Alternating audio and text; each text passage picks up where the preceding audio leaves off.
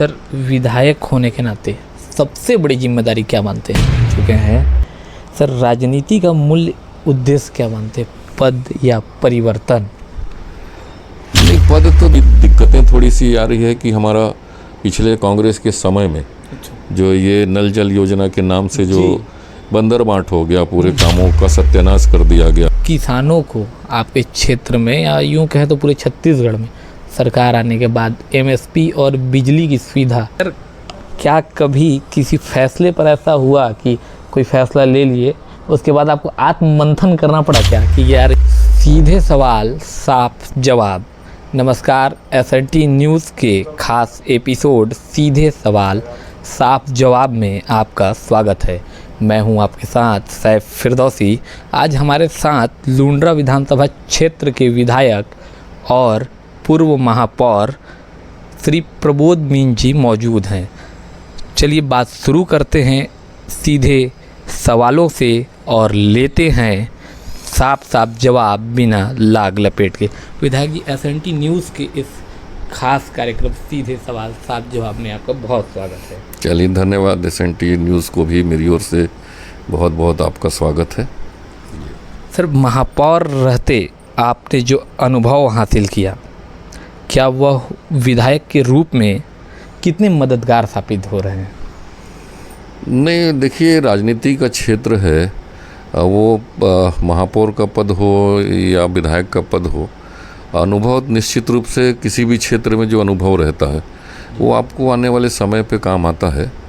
और मेरा तो बहुत लंबे समय से सरपंच से लेके जनपद अध्यक्ष, जिला पंचायत सदस्य और 10 साल महापौर के रूप में शहर में एक बड़े क्षेत्र में काम करने का अवसर मिला। वो अनुभव निश्चित रूप से काम आया। और डिफरेंस ज़रूर है कि शहरी क्षेत्र में जो महापौर के रूप में जो शहर के जो कॉन्सेप्ट हैं, शहर की प्लानिंग है, शहर में की जो बेसिक नीड्स हैं, अलग अलग चीज़ें हैं। और अभी जो विधायक के रूप में जो ग्रामीण क्षेत्र है, पहाड़ी अंचल है, ट्राइबल क्षेत्र है, सड़कें, पानी, नाली, बिजली, ये तमाम चीज़ें की वो भौतिक रूप से जो विविधता है वो ज़रूर अलग है। लेकिन जो राजनीतिक रूप से जो काम करने का अनुभव रहा है वो निश्चित रूप से बहुत काम आता ही है। और वो काम मुझे भी बहुत आया अभी काम करने में। जी सर, किसानों को आपके क्षेत्र में या यूं कहें तो पूरे छत्तीसगढ़ में सरकार आने के बाद एमएसपी और बिजली की सुविधा किस तरह से उपलब्ध है? देखिए, सुविधाओं में तो हर साल हमेशा वो इजाफा होते रहता है। और जहाँ तक आपने एमएसपी की बात करी है तो एमएसपी तो निश्चित रूप से हमारी अभी केंद्र में सरकार है, मोदी जी की सरकार है, अभी विष्णुदेव साय जी की हमारी भाजपा की सरकार है। तो जो एमएसपी जो तय होता है जो केंद्र शासन के द्वारा, उस एमएसपी के अलावा हम सब जो धान खरीद रहे हैं और 31 रुपये क्विंटल पूरी सरकार हमारी खरीद रही है, तो निश्चित रूप से किसानों को उसका फ़ायदा मिला है। जो हम लोगों ने चुनाव के समय भी जो घोषणा हुई थी भारतीय जनता पार्टी का, वो 3100 रुपये धान देने का और एक मुश्त पैसा देने का, अब वो चीज़ों पे पूरा फोकस करके सरकार बनते साथ पहले कैबिनेट में ही निर्णय करके एमएसपी का और बढ़ा के जो हम 3100 रुपये क्विंटल का जो रेट है और सीधे सरकार दे रही है, तो उसका फ़ायदा तो किसानों को मिल रहा है। कहीं ना कहीं ये भारत में सबसे ज़्यादा धान की राशि भुगतान करने वाला प्रदेश बना है छत्तीसगढ़। हाँ, निश्चित रूप से इतना बड़ी धनराशि बजट में है और किसानों को लगातार मिल रही है। पिछले 2 सालों से भी 3100 रुपये का और 21 क्विंटल धान जितनी पैदावार है उसका पूरा पैसा दे रही है। तो पूरे देश भर में किसानों के हित में ये हमारी सरकार काम कर रही है। सर, हमने देखा है कि प्रशासनिक पारदर्शिता बहुत ज़रूरी है। इसको बढ़ाने को लेकर के सर आप किस तरह से प्रशासनिक अधिकारियों को सचेत करते रहते हैं? नहीं, प्रशासनिक पारदर्शिता तो देखिए बहुत ज़रूरी है। आज के समय में लोग जागरूक भी हुए हैं और प्रशासनिक रूप से सभी काम को करना रहता है। तो चाहे आप हर क्षेत्र में देख लीजिए, किसानों का क्षेत्र हो, डेवलपमेंट का क्षेत्र है या और भी विभाग हैं, जहाँ तक पारदर्शिता विशेष रूप से खासकर हम सब लोग जो अभी देखते हैं ग्रामीण क्षेत्रों में रेवेन्यू के जो मामले आते हैं, ज़मीनों के बारे में है, लोगों के बहुत सारी चीज़ें, वृद्धा पेंशन है, राशन कार्ड का मामला है, जो ये अपने आयुष्मान कार्ड का मामला है इलाज के लिए, ये सब लोगों की ज़रूरतों की चीज़ें रहती है। तो हम लोग निश्चित रूप से अधिकारियों को उस बात से ताकीद करते हैं कि उसमें लगातार लोगों को परेशानियां न हो। जो सुविधाएं सरकार दे रही है तो प्रक्रियाओं में उसको तत्काल पूरा करें। आप इस रूप में देख सकते हैं कि अभी हमारी जो सरकार बनी, अभी सुशासन का कार्यक्रम चल रहा है और पूरे जगह पूरा शिविर लगा के अभी 15 दिन का पूरे हर पंचायतों में ग्रामवासियों की जो भी परेशानियां हैं, जो भी चीज़ें मांग है, उसको लिया गया।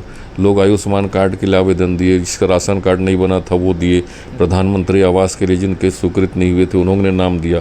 ये सारी चीज़ों का निराकरण हो रहा है और ये पारदर्शिता ही है, ये सुशासन का ही असर है कि जो सरकार की योजना है उसका लाभ नीचे तक लोगों को मिले। कहीं शिकायतें आ रही हैं तो सर उस पर डायरेक्ट एक्शन भी लिया जाए। कल भी मैं इसकी समीक्षा कर रहा था लुंड्रा जनपद में उनके सीओ से, एसडीओ, सब लोगों से कितने आवेदन आए, उनका कितने का निराकरण हुआ, क्या चीज़ें हुई, किस तरह से कर रहे हैं। तो उन्होंने बताया कि लगभग 85% उसका निराकरण हो गया है। कई लोगों ने, जैसे सबसे ज़्यादा मांग आई थी अपने प्रधानमंत्री आवास के लिए, तो उसके लिए जिनके नाम नहीं छूट गए थे उनके अभी तत्काल सर्वे हो रहा है और अभी 15 तारीख तक सर्वे करके उनके नाम नए आवास के लिए पात्रता सूची बनाई जा रही है, उसमें नाम जुड़ रहे हैं। वो एक प्रकार से निराकरण ही हो रहा है कि उसको आने वाले समय में उसको प्रधानमंत्री आवास मिलेगा।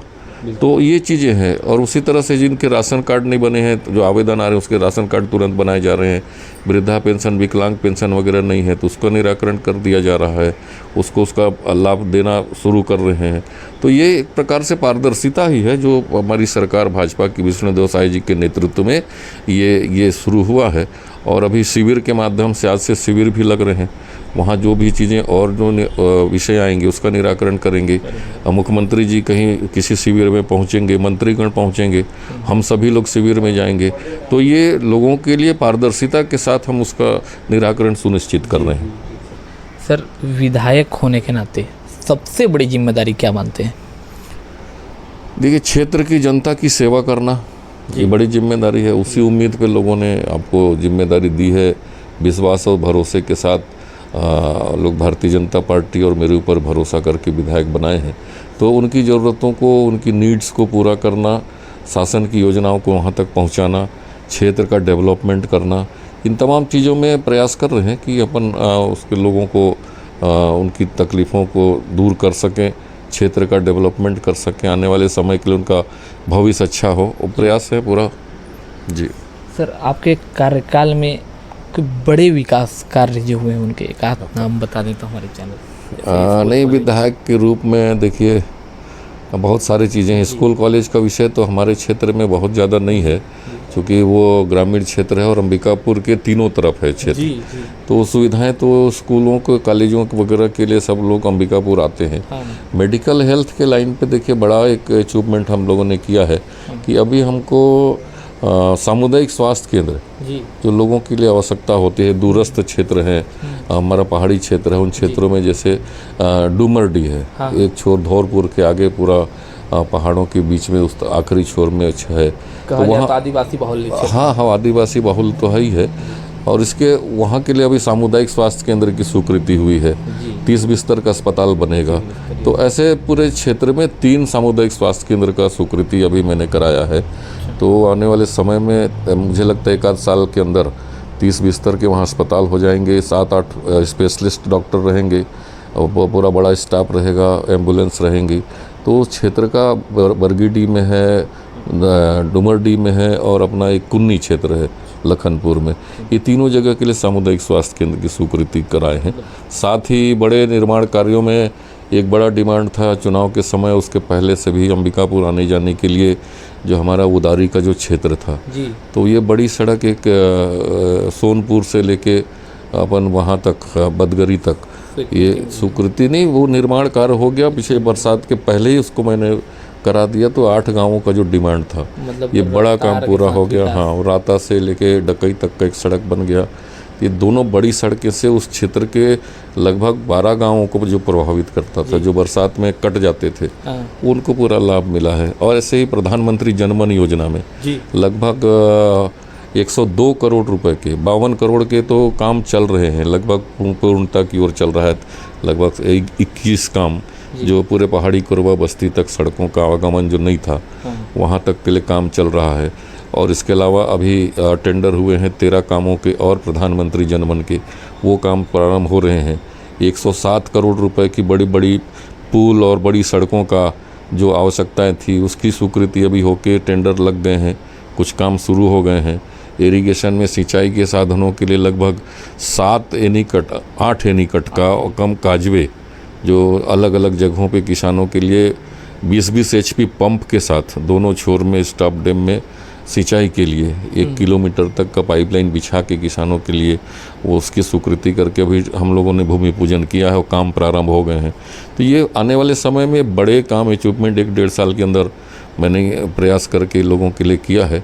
और छोटे काम जो हैं कुछ गाँव में बड़ी दिक्कतें थोड़ी सी आ रही है कि हमारा पिछले कांग्रेस के समय में जो ये नल जल योजना के नाम से जो बंदर बांट हो गया, पूरे कामों का सत्यानाश कर दिया गया है। कहीं पानी नहीं है वहाँ टंकी बना दी गई है, पाइपलाइन बिछा दिए हैं, पानी का पता नहीं है, गुणवत्ता भी एकदम विहीन हो गई है। और ये हमारी सरकार उसको फिर से ठीक करने का प्रयास कर रही है। तो ये पानी की दिक्कतें बहुत हम लोगों के सामने आ रही है। वाटर लेवल नीचे जा रहा है, पानी सूख रहे हैं, हैंडपम्प बंद हो जा रहे हैं। तो लोगों की डिमांड बहुत है पानी के लिए और आने वाले समय में भी और बड़ी दिक्कतें रहेंगी इसमें। तो उस क्षेत्र में थोड़ा प्रयास करके अपन सोच रहे हैं उसको कैसे दूर करें। हैंडपम्प वगैरह हम सब लोग स्वीकृति ज़रूर दे रहे हैं, लगभग 100 जगह की स्वीकृति पिछले बार से लेके अभी तक लगभग 105 हैंडपम्प वगैरह का स्वीकृति दिए हैं, लेकिन वो भी लोगों की आवश्यकता के अनुसार बहुत कम है। तो वो फिर भी कोशिश करके किसी भी तरह से पेयजल की सुविधाएं लोगों तक मिले, तो इसमें लगे हुए हैं जी। सर, आप चूँकि पंच से लेकर विधायक तक के सफ़र आज तय कर चुके हैं, सर राजनीति का मूल उद्देश्य क्या मानते, पद या परिवर्तन? नहीं, पद तो देखिए परिवर्तन के लिए ज़रूरत पड़ती है जी। और मेरा सोच भी पद के लिए नहीं, सेवा का है, एक रास्ता, एक माध्यम मैंने चुना है कि और एक प्रकार से मेरे नेचर में वो चीज़ आ गई है और वो काम करने का, नया कुछ करने का और क्षेत्र में लोगों के बीच उनको आगे बढ़ाने का एक प्रकार का मैंने रुचि कह लीजिए वो है। तो राजनीतिक क्षेत्र में हूँ तो स्वाभाविक रूप से आगे बढ़ने की इच्छा रहती है और काम करने की इच्छा रहती है। तो पद के अनुरूप में जहाँ अवसर मिलता है, जैसे महापौर के रूप में अवसर मिला, तो 10 साल मैंने अंबिकापुर शहर के लिए जितना हो सका विकास के काम, लोगों की सुविधाएं काम, शहर को डेवलप करने का काम, चाहे वो सड़कों के मामले में हो, इंफ्रास्ट्रक्चर हो, स्विमिंग पूल हो, बस स्टैंड हो, गौरव पथ हो, तालाबों का सौंदर्यीकरण हो, गलियों रास्तों का चौड़ीकरण हो, सभी गलियों में पानी की व्यवस्था हो, ये चैलेंज था, वो मैंने उस समय किया। अब वो क्षेत्र परिवेश अब विधायक के रूप में बड़ा क्षेत्र मिला हुआ है 254 पोलिंग बूथ हैं, 232 ठो गाँव हैं, पंचायत हैं। तो इतने बड़े क्षेत्र में काम करने का भी एक नया अनुभव है, लेकिन फिर भी दोनों प्रकार के लोग हैं।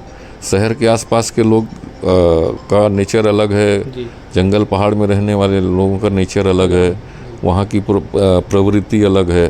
तो दोनों प्रकार से समन्वय स्थापित करना, उनका डेवलप करना, वहाँ तक जाना, वहाँ पर रहने का भी लाभ मिल रहा है आपको? निश्चित रूप से मिल रहा है। सर, क्या कभी किसी फैसले पर ऐसा हुआ कि कोई फैसला ले लिए, उसके बाद आपको आत्ममंथन करना पड़ा क्या कि यार ये नहीं, या किसी से सलाह लेना पड़ा, या घर में सलाह लेते हैं किसी से?